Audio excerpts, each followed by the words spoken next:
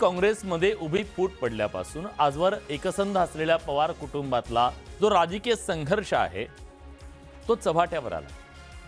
दोन्ही राष्ट्रवादीच्या विलीनीकरणाची चर्चा जवळपास शमल्याच्या नंतर आता पुन्हा एकदा पवार विरुद्ध पवार संघर्षाचे संकेत मिळू लागले। पण सुप्रिया सुळे भविष्यातल्या संघर्षाच्या विरोधात आहेत, तर आमदार रोहित पवार यांना मात्र हा संघर्ष अटळ वाटतोय। कारण काय जाणून घे। बारामतीत पवार विरुद्ध पवार होणार नाही। बाई आबांच्या कुठल्याही घरातल्या व्यक्तीच्या विरोधात सुप्रिया सुळे इलेक्शन लढणार नाही। दुसरा मतदारसंघ बघितला। सुप्रिया सुळेंचं मोठं विधान, त्यांच्याकडनं जर कुठेतरी पवार दिलं आणि इथून सुद्धा जर पवार देण्याचा निर्णय तिथं झाला का फक्त ते महायुती बरोबर, तर पवार विरुद्ध पवार हे होऊ शकतं। तर बारामतीत पवार विरुद्ध पवार होणार, रोहित पवारांची भूमिका। बारामती विधानसभेच्या पोटनिवडणुकीचं मतदान नुकतंच पार पडलं। ही पोटनिवडणूक बिनविरोध करण्याचा प्रयत्न पवार कुटुंबानं केला। सुनेत्रा पवारांच्या विरोधात शरद पवारांच्या राष्ट्रवादीनं उमेदवार दिला नाही, त्यामुळे बारामतीत पवार विरुद्ध पवार अशी लढत झाली नाही। अशात पवारांच्या पक्षाच्या खासदार सुप्रिया सुळेंनी बारामतीत भविष्यात पवार विरुद्ध पवार अशी लढत होणार नाही असं मत व्यक्त केलं।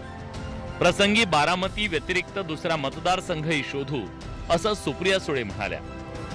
याही इलेक्शनला खूपसा इतिहास आहे जो सांगणं आज मला गरजेचं वाटत नाही। मागच्या वेळेस ही माझी तयारी इच्छा बिलकुल नव्हती आणि इथून पुढेही नसणार आहे।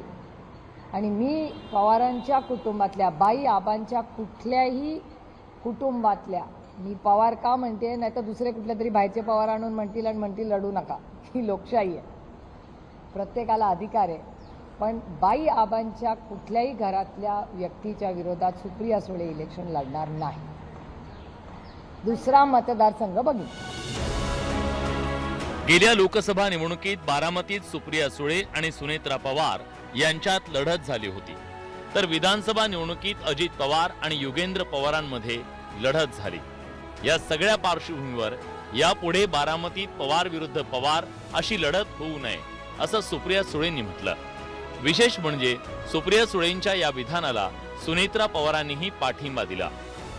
तर आपल्याला माहिती असेल तर मी नेहमीच जसे मी राजकारणामध्ये आले त्या तेव्हापासून मी सांगत आलेली आहे की कुटुंब आमचं नेहमीच वेगळं असणार आहे आणि राजकारण वेगळं असणार आहे। त्यामुळे सुप्रियाताईंनी अतिशय चांगली गोष्ट सांगितलेली आहे।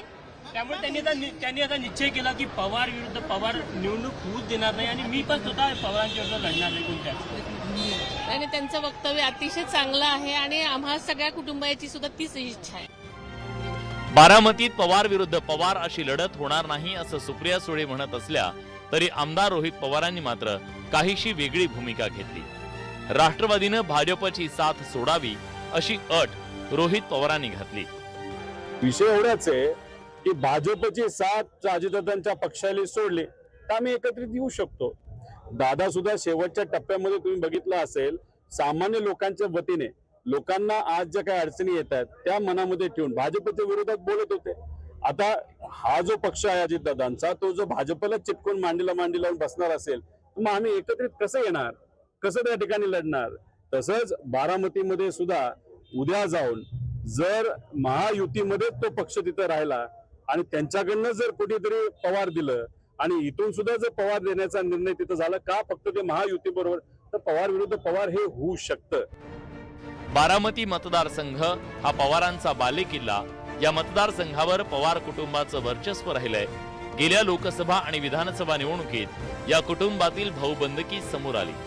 मात्र आता बारामतीत यापुढे पवार विरुद्ध पवार लढत टाळण्याचा प्रयत्न सुप्रिया सुळेंचा आहे, तर रोहित पवारांनी काहीशी वेगळी भूमिका घेतली आहे। या सगळ्या पार्श्वभूमीवर 2029 मध्ये नेमकं काय घडणार हे तेव्हाच्या राजकीय परिस्थितीवर अवलंबून असेल एवढं नक्की। Bureau report, news 18 Marathi.